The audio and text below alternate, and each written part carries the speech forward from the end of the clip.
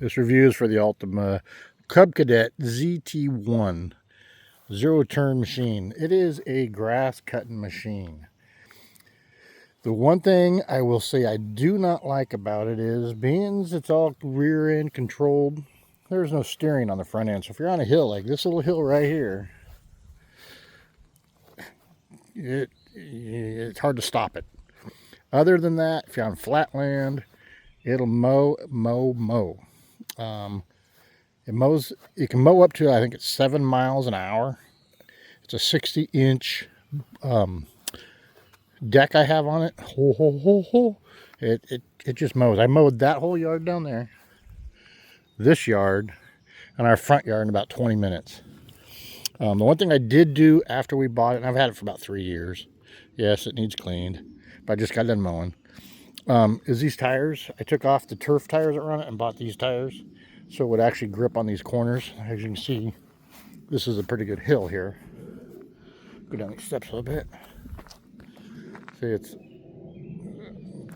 a pretty good hill. It does not turn. It actually, I've found that it turns best to the right, not to the left. I don't know why that is, but it turns better to the right than it does to the left.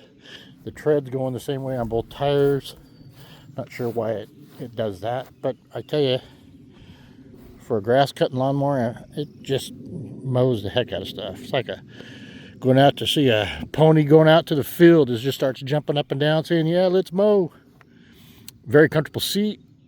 I can fill up the gas tank and run it for probably, 12 hours probably. 15 hours, and you don't have to rev that idle all the way up to mow. You can barely just put it above idle, really, and it'll just do a great job mowing. The Ultima ZT1 Cub Cadet. Sorry it's so dirty, but that's what it is. The Kohler 7000 series motor. It's a pretty good mower. Pretty happy with it.